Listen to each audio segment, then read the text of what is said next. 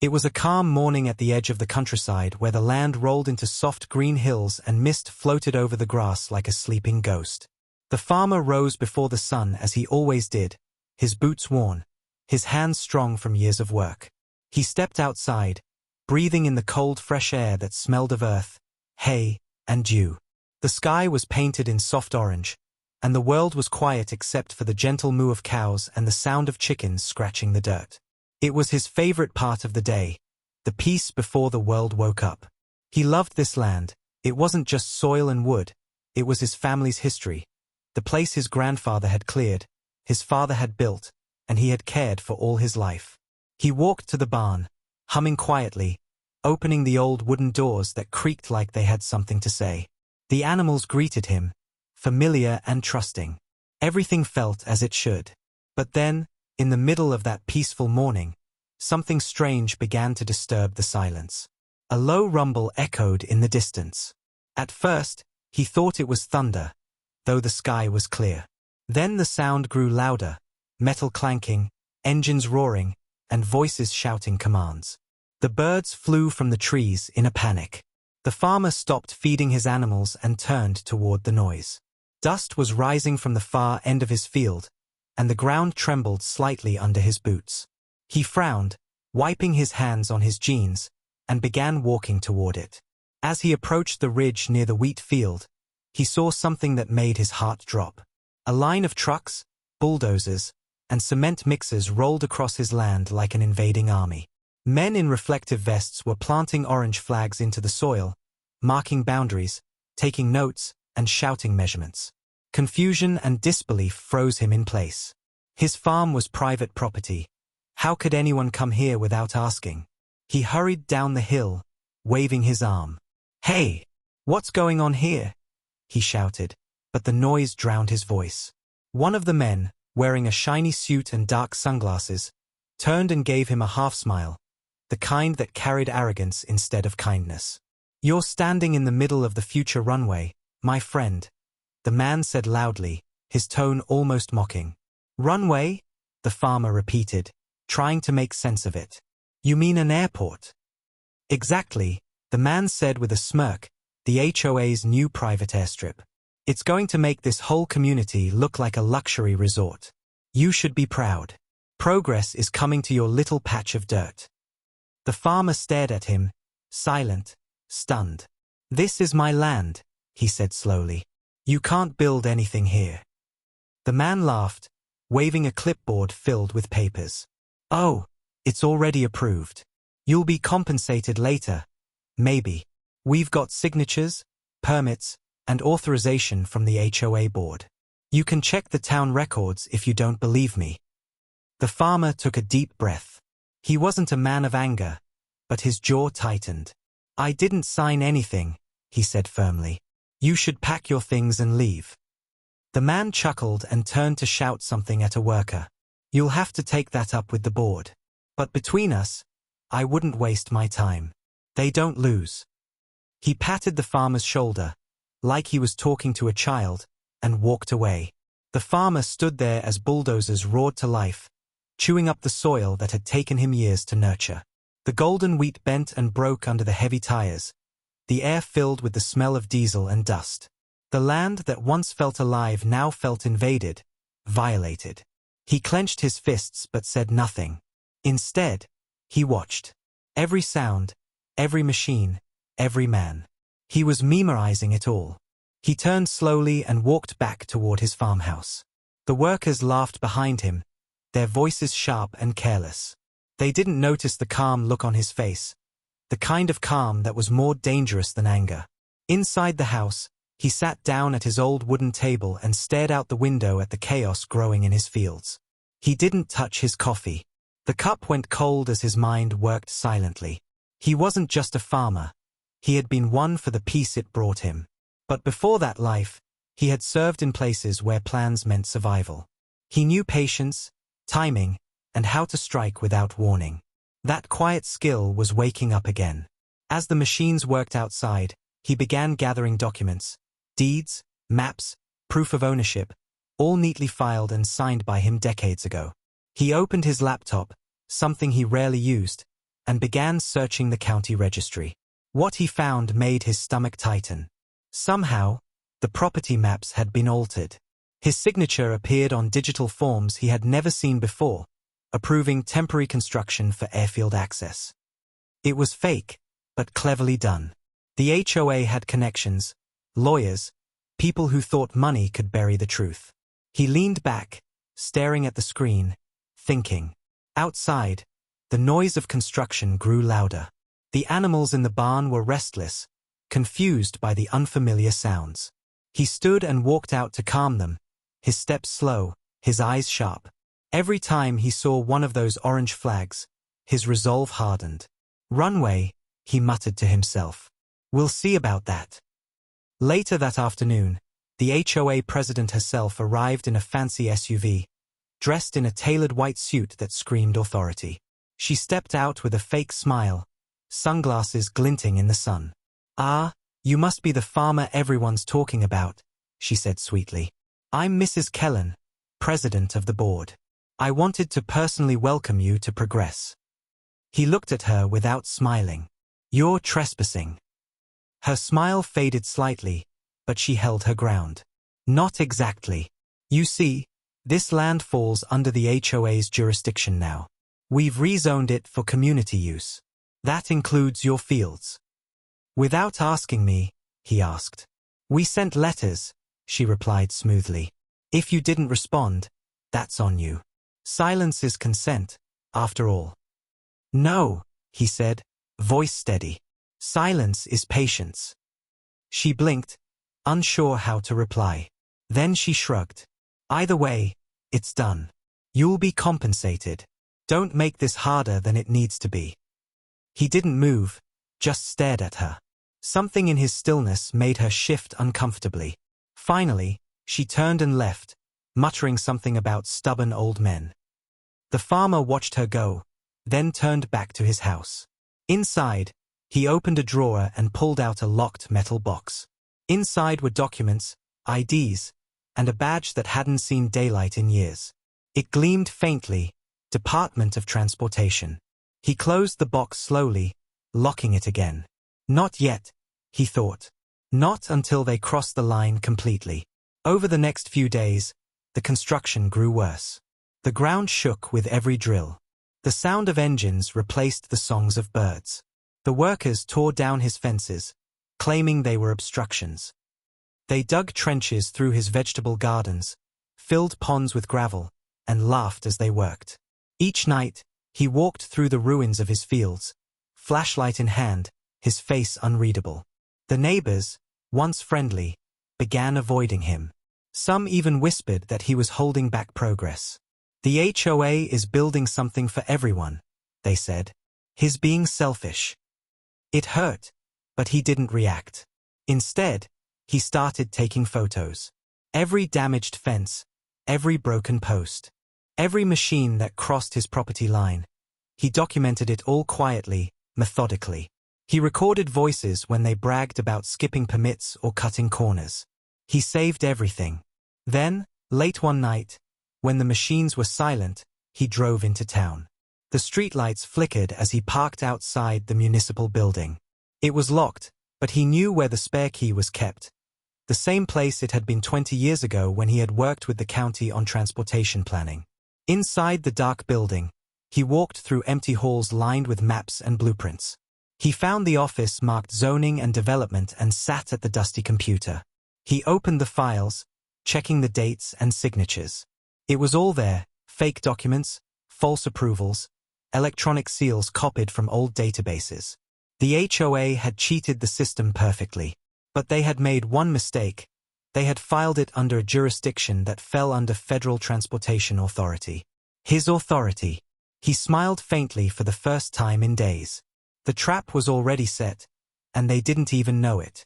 When he returned home, the first beams of morning sunlight touched the land. The machines started again, men shouting and laughing as if nothing could stop them. The farmer stood by his fence, watching. One of the workers waved at him mockingly. "You better get used to the noise, old man. Planes start flying soon." The farmer tipped his hat and said calmly, "Enjoy it while it lasts." The worker laughed, not realizing the meaning behind those words. The farmer turned back toward his house, his boots leaving deep prints in the dirt. Each step was slow and deliberate. Like a man walking into battle he already knew he would win. Inside, he sat by the window, notebook open, writing down names, times, dates, every detail. His animals grazed quietly behind him, unaware of the storm building around them. The hum of engines outside became background noise, like the ticking of a clock counting down.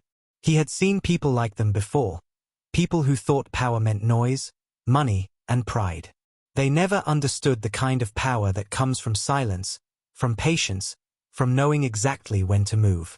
As the sun set that evening, the orange flags glowed under the fading light, marking the path of what they believed would be a runway.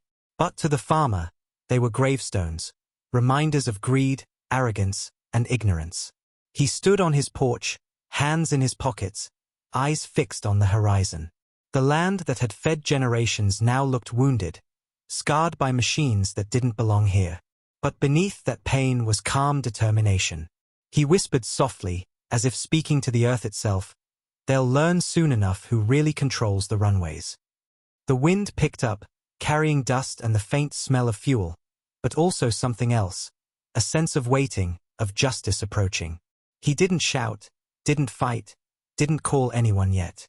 He just watched the lights flicker across his fields and the stars appear one by one above. Tomorrow, he knew, would be the beginning of something much bigger. And when it came, the world would finally remember that even the quietest man can command the skies. Within a week, the noise on the farmer's land grew so loud that it no longer sounded like progress. It sounded like war. The once peaceful farm was now filled with trucks, bulldozers, and construction crews working day and night. The air smelled of burning diesel and crushed earth, and the sound of hammering echoed through every corner of the valley. The farmer stood at his fence each morning, arms crossed, silent as the machines tore up his fields. His cows had been moved to one side of the property, huddled together nervously, and the birds that once nested in the old oak tree had vanished. He had written letters, made calls, and even driven to the county office, but no one listened. The HOA board had already claimed they were within their rights to repurpose the land. Each official gave him the same empty smile, the same cold excuse, "It's progress, sir." But he knew the truth. It was theft, wrapped in polite paperwork and legal lies. One afternoon, as the sun blazed high and the heat shimmered over the broken soil, a group of HOA representatives arrived in sleek black cars. Out stepped Mrs. Kellen, the self-declared queen of the neighborhood, wearing a sun hat large enough to cast shade over her ego. She smiled like a politician, sharp and fake. "Well," she said loudly, looking at the runway lines freshly marked in the dirt. "It's coming along beautifully, isn't it? Imagine how much this will increase everyone's property value." Her entourage clapped. The farmer stood at the edge of his porch, silent. She turned to him, voice dripping with arrogance. "You should be honored, Mr. Farmer. Your land is becoming part of something great, an airport for the elite. And don't worry, we'll make sure you're fairly compensated." He said nothing. She chuckled and leaned closer. "Of course, compensation will depend on how cooperative you are." He tilted his head slightly, eyes calm but unreadable. "And what happens," he said slowly, "if I'm not?" Her smile tightened. "Then we make sure you regret it." She turned away, waving to her men. "Clear out those old barns by next week. They're blocking our view from the main road." The farmer didn't move. He simply watched her walk away, her heels clicking on his dirt like an insult. That night, he sat by the window, looking at the lights flashing across his once dark fields. The machines worked even after sunset, their floodlights cutting across the night sky like artificial stars. He could hear their laughter, the sound of their music, and the crushing of his crops beneath their tires. But instead of anger, a strange calm filled him. He wasn't a man who shouted. He was a man who planned. He pulled out his notebook again and began writing everything: dates, license plates, names, equipment serial numbers. Every detail mattered. The next morning, he drove to the edge of the property and watched the workers installing fencing. He noticed they were using city-issued materials, not private contractor supplies. That meant government misuse. Someone had signed off on those deliveries, and that someone was in trouble. Later that day, while pretending to check his mailbox, he overheard two HOA members talking near the road. "The permits aren't even finalized yet," one whispered nervously. "What if someone finds out?" "Relax," the other replied. "Kellen's got a friend in the zoning office. Everything's pre-approved. No one's gonna stop us." The farmer quietly closed his mailbox and walked away. Inside his house, he sat at his old desk, opened his laptop, and began writing an email. Not to a lawyer, not to a local news outlet, but to a secure contact at the Federal Aviation Administration. The subject line read, "Unauthorized construction activity within controlled airspace." He didn't sign his name. He didn't have to. He attached the photos he had taken, the coordinates of the site, and the forged documents he had discovered. Then he pressed send and closed the laptop slowly. Days passed, and the construction continued, but now something felt different. The farmer noticed a few unfamiliar vehicles parked near the site. Black SUVs with tinted windows, men in plain clothes quietly observing. The HOA had no idea they were being watched. That evening, while walking near the fence line, the farmer was approached by one of the workers, a young man who looked nervous. "Sir," he said quietly, "I probably shouldn't say this, but you didn't hear it from me. The HOA's been using your name to file fuel permits. They're claiming you approved the storage tanks for aviation fuel." The farmer's eyes darkened slightly. "Fuel tanks?" The young man nodded. "Yeah. They're bringing them in next week. They say it's temporary, but those tanks are huge. This isn't some small landing strip, they're building a full facility." The farmer thanked him and slipped a folded $50 bill into his hand. "You didn't tell me anything," he said calmly, and the man nodded before hurrying off. That night, the farmer stood outside, looking over his land. The moonlight reflected off the metal pipes and machinery scattered across the field. The smell of oil and asphalt filled the air. He thought of his father, who once told him, "The land doesn't fight back, but the man who loves it will." He whispered softly, "You were right, Dad." The next morning, Mrs. Kellen returned, this time with a camera crew. She wanted to film a progress announcement for the HOA newsletter. Standing in front of the half-built runway, she smiled into the camera. "This will be the pride of our community," she declared. "A symbol of advancement." Behind her, the farmer stood silently, arms crossed, watching. When she noticed him, she waved mockingly. "Oh look, our local farmer has come to see the future." He stared at her coldly. "Be careful," he said softly. "Runways are meant for takeoffs. But some people never learn how to land." Her smile faltered for just a second before she turned back to the camera. That night, the farmer received an anonymous email response from the FAA. It was short but powerful. "Investigation initiated. Maintain documentation. Do not interfere." He closed the laptop and allowed himself a faint smile. It had begun. The next day, heavy rains poured across the valley, but the HOA didn't stop work. The trucks tore through the mud, leaving deep scars in the soil. A cement mixer tipped over, spilling half its load into a drainage ditch. The farmer stood by the barn, watching as chaos unfolded.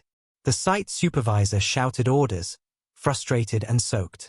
Then, amid the confusion, two black vehicles rolled in quietly from the main road.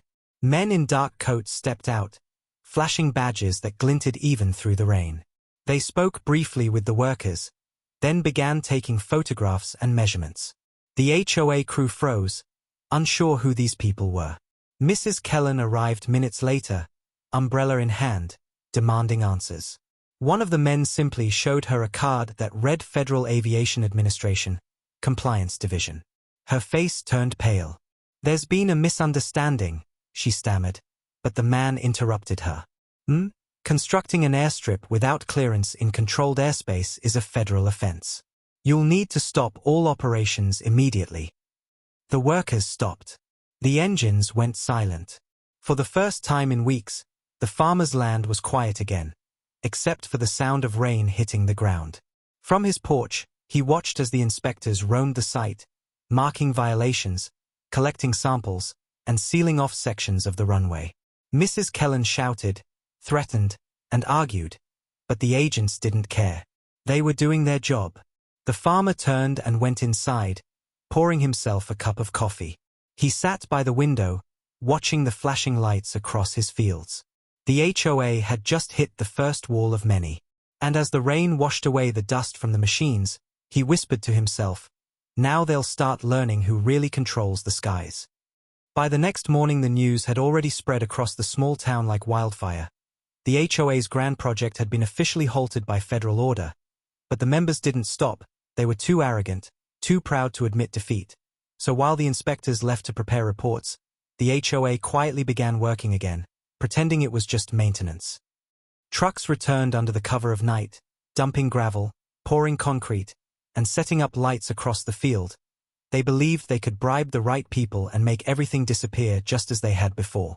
The farmer watched from his porch, his eyes calm, his face unreadable. He didn't interfere, he just observed, documenting everything like a patient hunter. Inside his house the walls were covered with photos now, stacks of papers, maps, blueprints, all pinned neatly and labeled. Every day he added more evidence to the collection. Every day he waited for them to dig themselves deeper into the hole they'd built with their greed. The HOA president, Mrs. Kellen, called an emergency board meeting in the new half-built hangar that stood like a metal skeleton over the field. She stood before her members, her voice echoing off the walls. We are too far in to back out now. The project has investors waiting, private pilots ready to lease spots. If we stop, we lose everything. The FAA doesn't have jurisdiction here. This is private community land. They can't touch us without a court order, and by the time that happens, the runway will already be finished. Her followers nodded, but their faces showed fear. One of them asked quietly, what about the farmer? He's been taking photos, talking to people. Her eyes narrowed. He's nothing. A stubborn old man with a barn and a camera. He can't stop progress. Outside the hangar the farmer stood in the shadow of his old tractor, listening through the thin metal walls.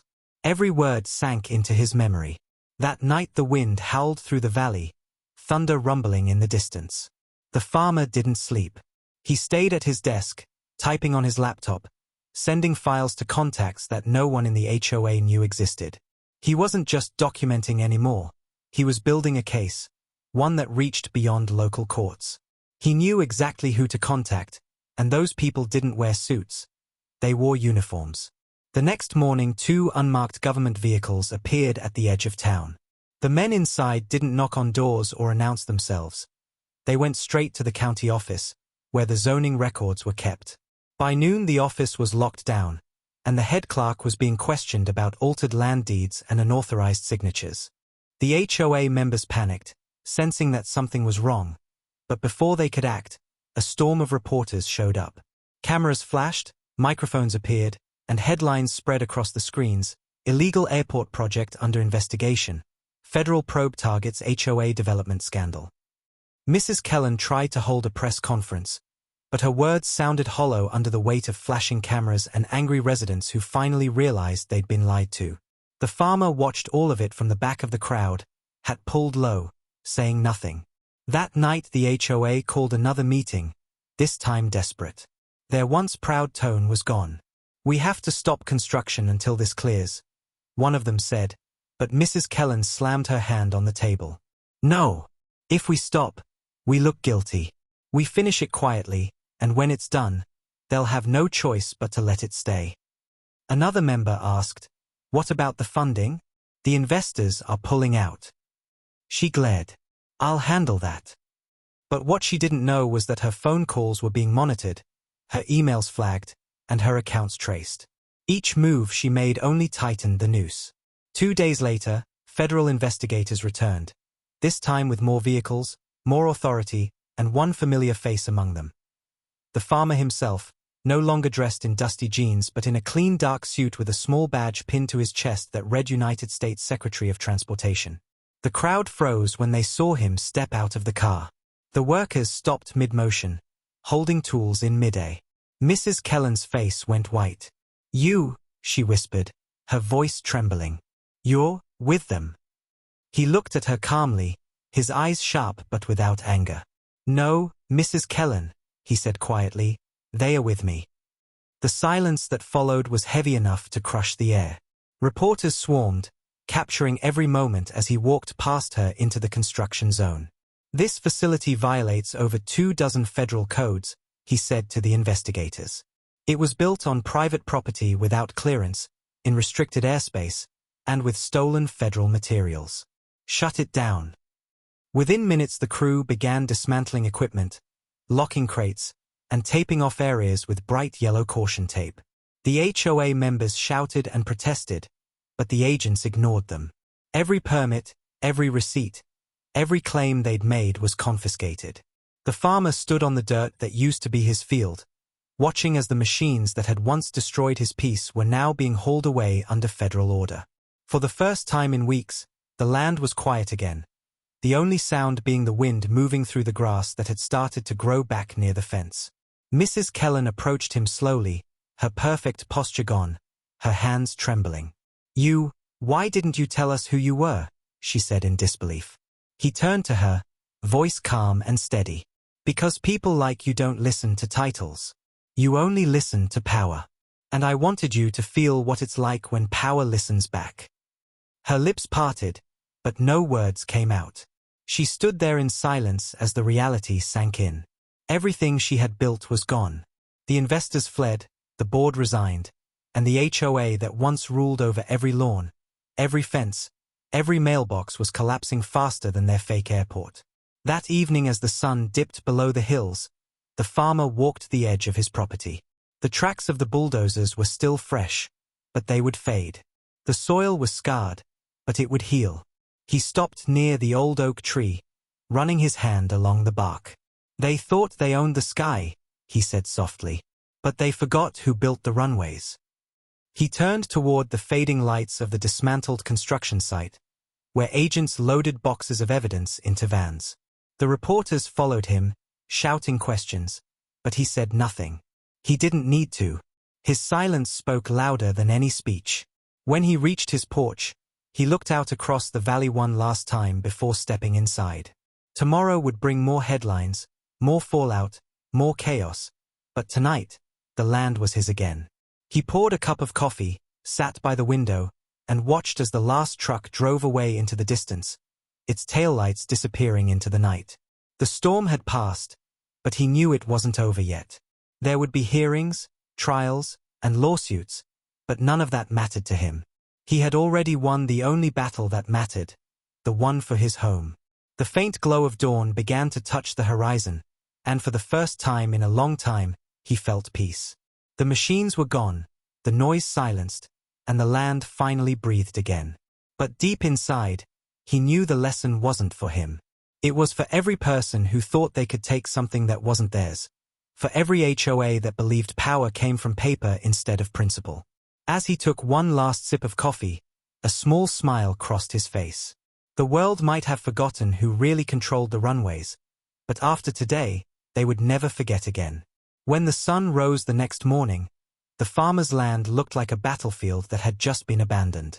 The heavy machines were gone, the temporary fences had been pulled down, and the dirt that once held the bones of a fake runway now lay bare and scarred. But the silence was not peaceful. It was the kind of silence that came after a storm, the kind that made people whisper. Across town, the HOA offices were in chaos. Files were missing, phones ringing non-stop, and the board members were arguing with lawyers, reporters, and each other. The farmer's name was everywhere. Headlines called him the secretary who outplayed the HOA. It wasn't just a local story anymore. National networks were running it. A quiet man with a farm had just shut down an entire HOA project with the authority of the United States Department of Transportation. But the farmer didn't care about the fame. He stayed home, sitting by his kitchen window with a cup of coffee, staring out at his land. It was broken but still his, and that meant everything. He wasn't the type to celebrate. He was the type to rebuild. Yet while the land rested, the storm outside hadn't fully ended. Mrs. Kellen, humiliated and cornered, was not ready to surrender. She had hired expensive lawyers, claiming she was unfairly targeted. She tried to twist the story, telling reporters that the farmer had used his power for revenge, that the HOA had no idea about the violations. Her voice trembled on camera, pretending to be the victim. But the investigators weren't fooled. They had found bank records showing she took bribes, falsified signatures, and approved illegal construction funds that vanished into her personal accounts. Still, she kept talking, calling the farmer a bully in a badge. He didn't respond publicly, not once. His silence made her look smaller every time she spoke. Meanwhile, more federal officials arrived, not for him, but because of him. Engineers, inspectors, and agents examined every inch of land. The false permits the HOA used had triggered a chain reaction of investigations across several states. The farmer's quiet stand had pulled the lid off a much larger corruption scheme involving multiple HOAs using community improvement projects to launder money. Suddenly, the small-town farmer had started a national audit. Reporters came to his door, asking for interviews. He declined every one. He didn't want cameras on his land. All he wanted was for the truth to finish its work. Late one afternoon, while he was fixing the broken fence by his barn, a black SUV stopped by the dirt road. Two federal officers stepped out, both in dark suits. One of them smiled respectfully. "Sir," he said, "you've caused quite a stir in Washington." The farmer looked up from his work, wiping sweat from his brow. "Didn't mean to stir anything," he said quietly. The agent chuckled. "Well, you did. We're shutting down 6 more illegal projects modeled after this one. Your documentation helped expose them." The farmer nodded once, humble as ever. "Just did what was right," he said. "That's exactly why the Secretary of Defense wants to meet you," the agent replied. "Apparently, you've made more enemies than most generals do." The farmer didn't react, just leaned on his shovel and said, "Let them come." That evening, as the sun turned the sky into gold, he sat on his porch and watched the horizon. He thought about how greed always disguised itself as progress, how arrogance always mistook silence for weakness. The world didn't understand people like him, people who didn't chase power but already had it within them. And yet, as he watched a small plane fly far in the distance, his eyes narrowed slightly. He had seen its logo before, one of the HOA's contractors, the same company that supplied materials for the fake runway. The plane was flying low, circling once over his land before vanishing west. Something didn't feel right. The next morning, he found new tire tracks near the edge of his property. Someone had been there during the night. He followed the tracks through the soft dirt until they stopped near the fence line, where he saw something half-buried, an old fuel drum marked with the same symbol he'd seen on the plane. It smelled faintly of aviation fuel. His gut tightened. They were trying to hide evidence, or worse, plant it. That same day, the federal team returned for another round of site cleanup. He showed them the barrel, and within minutes, they had the area sealed off. The agents brought in chemical detectors and photographed everything. "They're still trying to cover their tracks," one of them muttered angrily. The farmer just nodded, his face cold and still. "Desperate people always dig deeper holes," he said. Over the next few days, agents discovered more buried materials, including fuel lines and storage pipes that had been installed without any safety measures. It wasn't just corruption anymore, it was danger. If those lines had been used, a single spark could have turned the valley into a firestorm. The report went straight to Washington, and within 24 hours, the entire HOA organization was frozen under federal order. Every account, every asset, every property connected to Mrs. Kellen was seized. Her home was raided, her private club memberships revoked. The story broke nationwide, painting her as the face of greed and fraud. The farmer didn't smile or gloat. When asked for a statement by reporters camped outside his gate, he simply said, "The land has memory. It remembers who tries to harm it."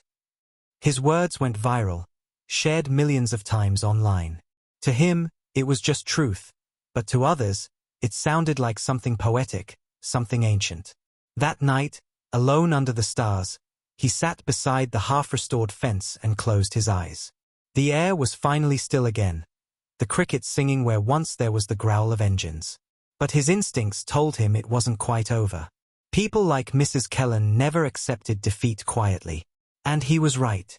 The next morning, before dawn, a car approached his driveway. The headlights cut through the mist, and for a second, he thought it was another reporter. But when the door opened, it was Mrs. Kellen herself, hair messy, eyes red from tears or rage. She walked straight toward him, trembling with fury. "You ruined me," she screamed. "Do you have any idea what you've done?" The farmer didn't move. "I stopped you," he said simply. "You destroyed everything," she shouted. "I was building something big. Something this town needed." "You were building it on stolen ground," he replied. "And you knew it." She stepped closer, her voice shaking. "You think you're the hero here? You're nothing but a government puppet." He looked at her calmly. "Maybe, but at least I work for the people, not against them." She stood there, breathing hard, her anger breaking into quiet sobs. "You don't understand," she said weakly. "This wasn't just about money. It was about control. The board, they promised protection. They told me I couldn't lose." "They were wrong," he said. She looked up at him, her eyes hollow now. "You'll regret this," she whispered. "You've made powerful enemies." He leaned closer, his voice low. "Then they'll have to learn the same lesson you did. Some runways are closed for good." She turned away, stumbling back to her car. He watched her drive off into the fog, the sound of her engine fading into nothing. The next week, the town began to heal. Without the HOA's grip, people started talking to one another again. The lies that had divided them crumbled, and even those who once sided with Mrs. Kellen came to the farmer's door to apologize. He didn't hold grudges. He simply nodded, saying, "We all make mistakes. What matters is we learn."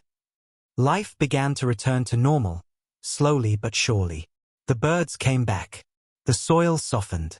The sound of the wind carried peace instead of fear. And when federal crews finally finished removing the last traces of the failed runway, the farmer stood in the middle of his land, closed his eyes, and took a deep breath. It was over, or so it seemed. Somewhere far above, another plane passed overhead, but this time, it wasn't intruding. It was flying under his watch. He smiled faintly, whispering to himself, "The sky's free again, and it listens to the right hands." Weeks passed, and the valley began to heal, the scars on the earth fading little by little as grass and wildflowers returned where concrete once lay. The farmer spent his days quietly repairing what was left of his barns, fixing fences, and restoring irrigation lines that the bulldozers had destroyed. Neighbors who had once avoided him now stopped by with food, help, or simply apologies. They had believed the HOA's lies, thought he was standing in the way of progress, but now they saw the truth.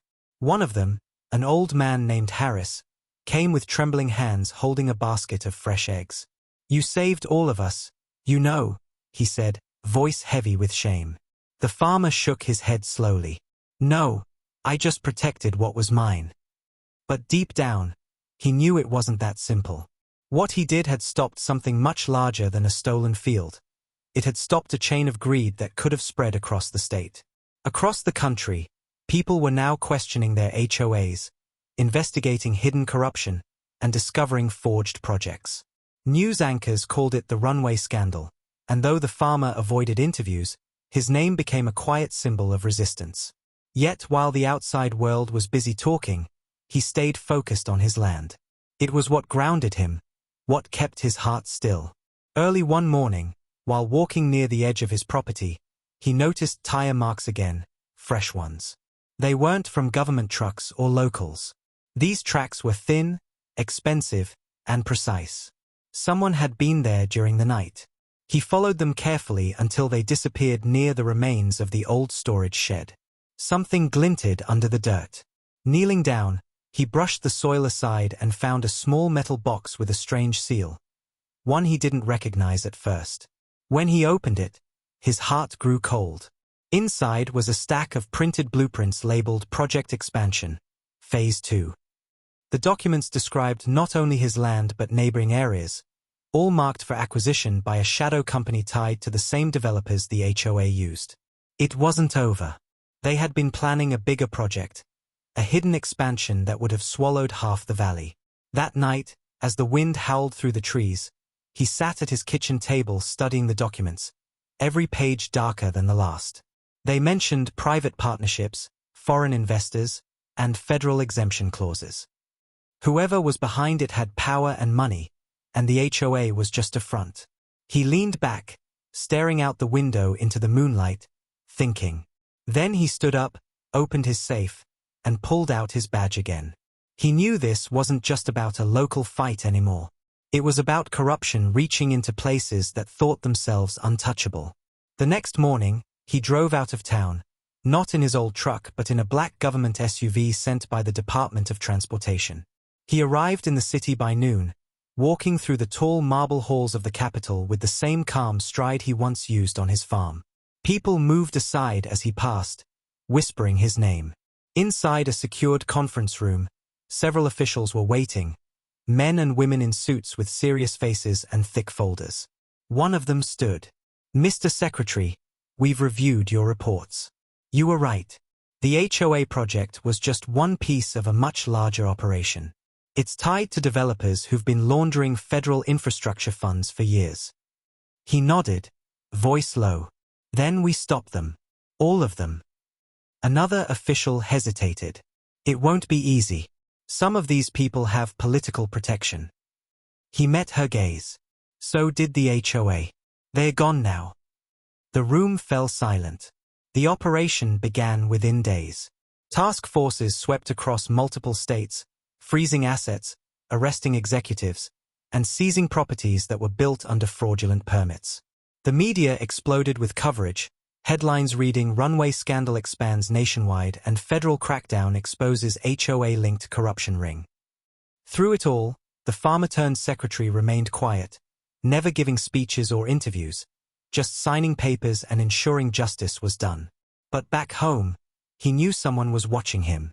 A black car appeared on the dirt road every few nights, headlights off, sitting silently for hours.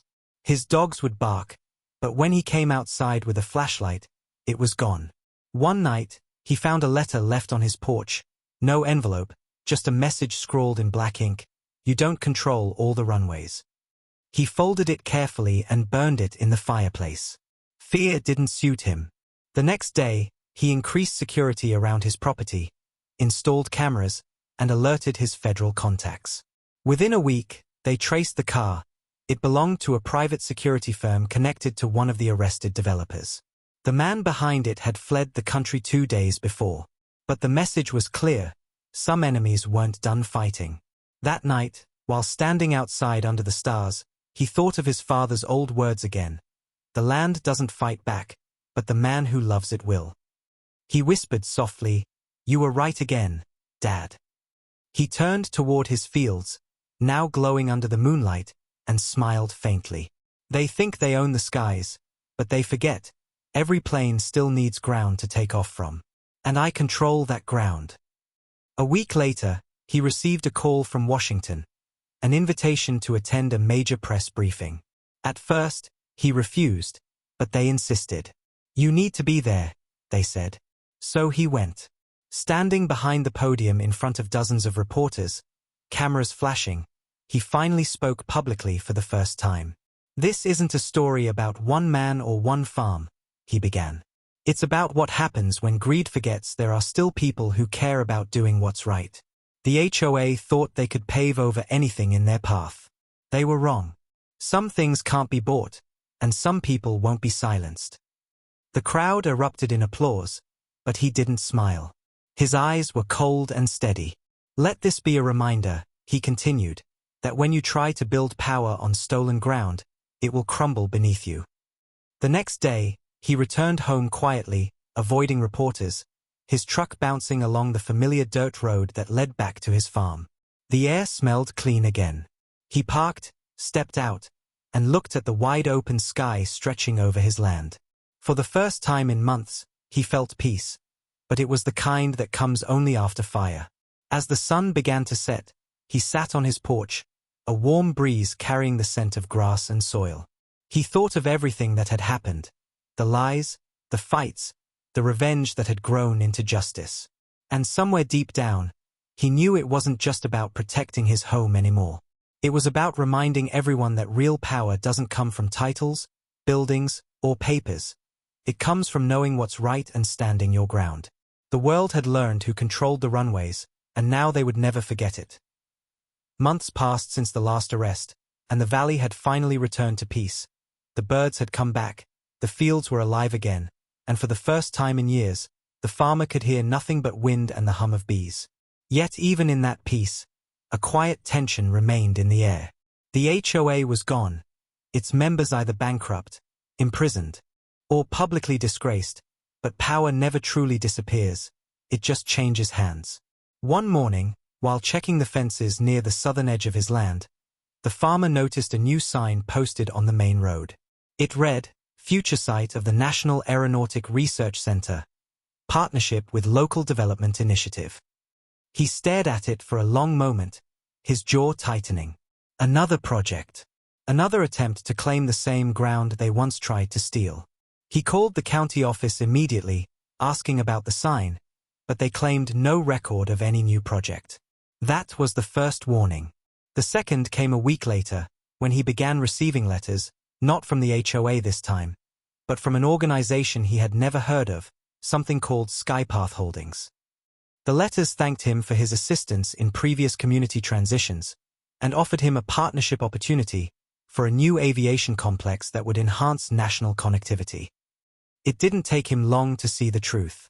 Skypath was a front, a corporate shell built by the same developers who had escaped prosecution under different names. They wanted revenge disguised as business.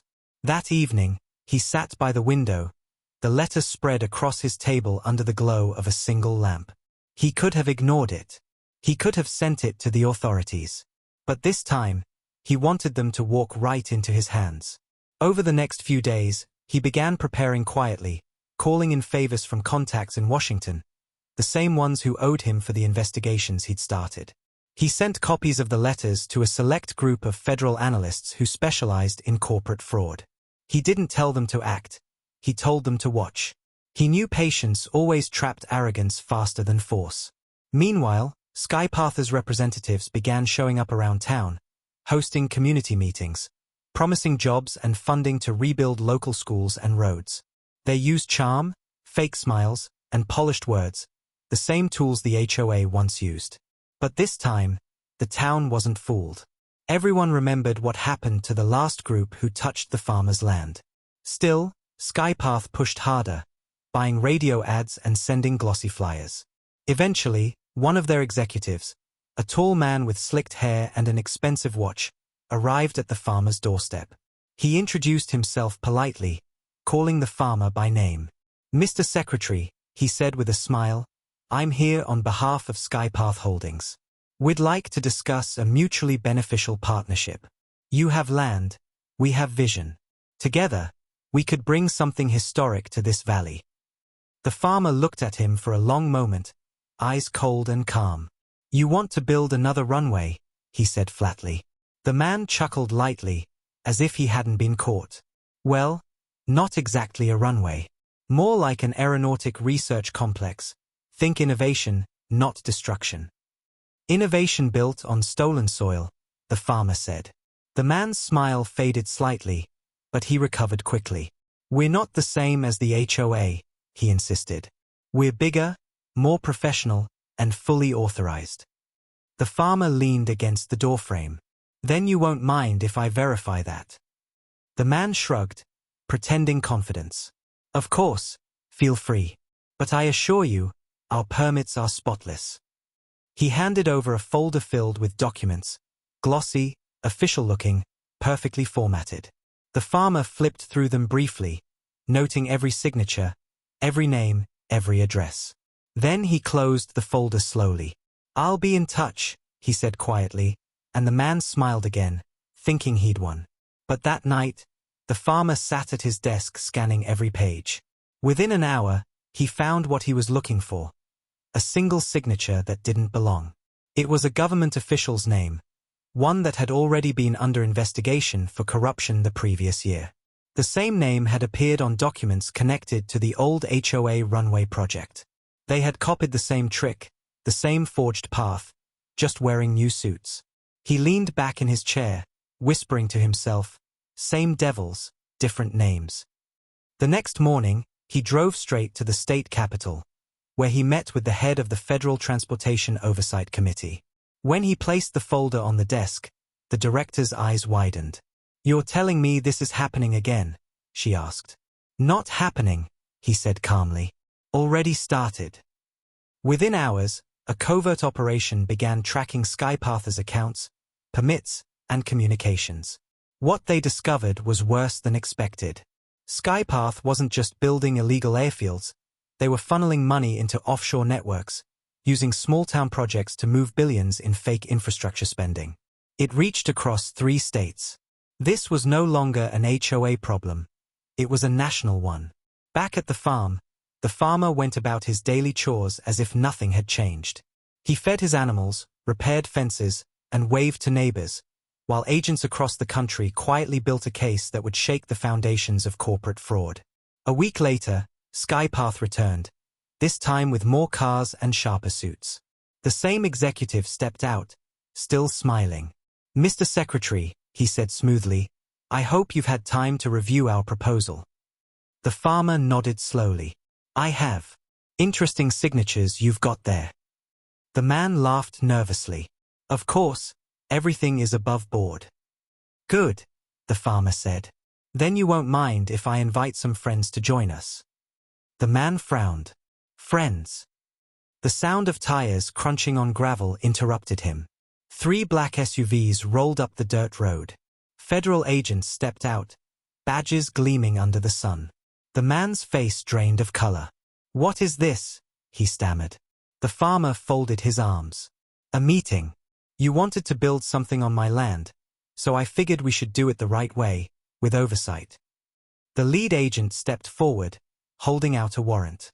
"Skypath Holdings is under federal investigation for fraud, forgery, and illegal land acquisition," he announced. The executive tried to protest, but the agents ignored him, reading his rights as they led him toward the cars. The rest of the men stayed frozen, stunned. The farmer stood still, his eyes cold but calm. "You built on lies," he said quietly, "and lies don't fly for long."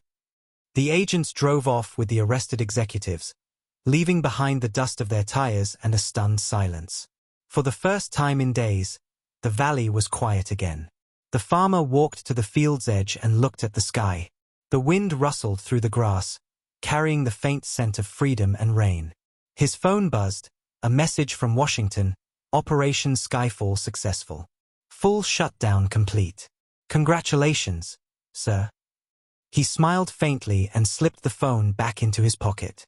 He didn't need congratulations. He only needed peace. That evening, as the sun dipped behind the hills, he stood on his porch, looking at his land, the same land that had nearly been stolen twice, the same earth that now stood as a symbol of defiance. He whispered softly, "They tried to take the sky again, but they forgot who owns the ground." The last light of day glimmered across his fields, golden and endless, as the sound of freedom, the quiet hum of peace, returned to the valley once more. The next few months passed like the calm after a long war, the valley bathed in silence, the fields breathing freely again, the air no longer filled with the metallic growl of bulldozers or the thick stench of asphalt. The farmer spent his mornings walking along the edge of his property, the soft soil under his boots, the sun warming his weathered face. The same land that had once been trampled now shimmered with green life again. But peace never truly stayed for long in a world that thrived on greed. One crisp autumn morning, as he was stacking hay near the barn, a government courier arrived carrying a sealed envelope stamped with the Department of Transportation's crest. The farmer opened it quietly, his eyes scanning the page. It was a formal notice of recognition. His case and his actions had inspired a new federal program to protect rural landowners from forced developments. He was being invited to Washington for an official ceremony. He sighed softly, setting the paper down. He didn't care much for honors. The soil under his feet meant more than any medal ever could. But the letter mentioned one more thing. There was unfinished business. The investigation into Skypath had uncovered a final layer of corruption. A private council of developers, politicians, and financiers who had secretly profited from both the HOA and Skypath projects. They had used their influence to bend zoning laws and push through fraudulent construction. The press called them the ground lords. And according to the letter, they were being brought to trial. The farmer's testimony was requested. He looked out the window at his fields, then back at the letter. Maybe it was time to finish what he started. A week later, he stood in a federal courthouse, the same calm presence as always, dressed simply in a dark suit, his boots polished but still dusty from the road. The courtroom buzzed with reporters, lawyers, and murmuring spectators. At the front sat the accused, men and women in designer clothes, faces twisted in irritation or false confidence.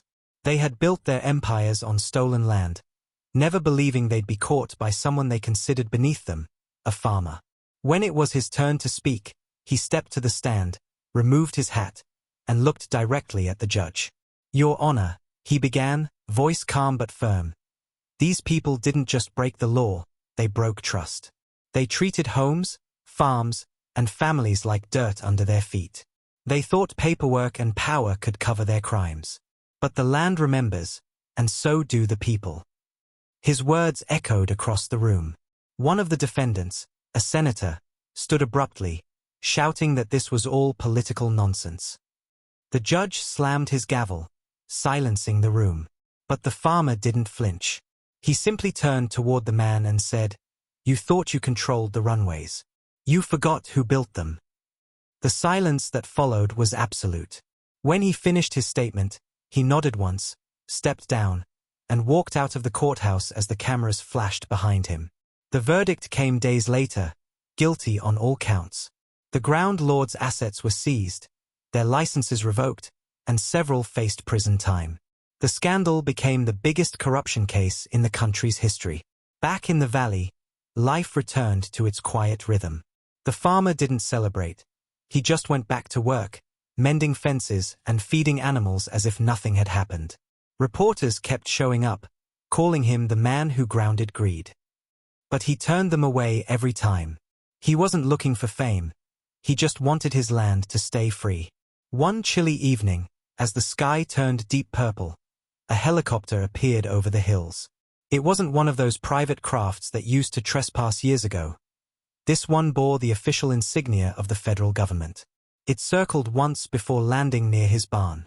A woman stepped out, dressed in a neat uniform, her hair tied back, her face serious but kind. "Mr. Secretary," she said, saluting him. "We wanted to deliver this in person." She handed him a small black case. Inside was a silver plaque engraved with his name and the words, "For defending the integrity of the land and the law." He stared at it quietly for a few moments before closing it. "Thank you," he said simply. She nodded. "You've inspired more than you know, sir. Rural protection bills are passing because of your story. You changed how people see power." He smiled faintly. "I didn't change it. I just reminded them what it should mean." She saluted again and returned to her helicopter. As the rotors spun and lifted her back into the sky, the farmer watched until the sound faded into the horizon. When the silence returned, he looked down at his land, the pastures glowing gold in the fading light. He walked slowly toward the center of his field, the same spot where the HOA once planted orange flags for their so-called runway. The ground was soft now, covered in thick grass, no trace of concrete, no signs of machines. Only the wind whispered through the valley. He stood there for a long time, thinking of everything that had happened. The arrogance, the battles, the noise, the lies, and how it had all ended here, in silence, in peace. He knelt down, scooped a handful of dirt, and let it slip through his fingers. "We're whole again," he whispered. That night, he sat on his porch under a sky full of stars. The air was cold, clean, endless. He thought about how easily power can blind people, how quickly greed turns to ruin. He didn't hate them anymore, not the HOA, not Skypath, not the people who tried to steal from him. They had already punished themselves by forgetting what mattered. He looked up at the stars and smiled softly. They thought they could own the sky, he said quietly. But the sky doesn't belong to anyone. It just waits for those who respect it. The following morning, he rose early as always. The sun crept over the hills, casting light on his fields. The grass swayed gently, the air alive with the scent of soil and rain. In the distance, a small plane flew across the horizon, high and graceful, following a perfect path over the valley. For a brief moment, its shadow touched his land before gliding away into the open blue. He watched it go, a quiet satisfaction in his eyes. Runways, he murmured, belong to those who know when to land. And with that, he turned back toward his house, the world behind him finally still, the fight over, the lesson written forever in the soil. Never underestimate the quiet man who owns the ground beneath your feet, because when the skies turn dark, it's the ground that decides who gets to rise again.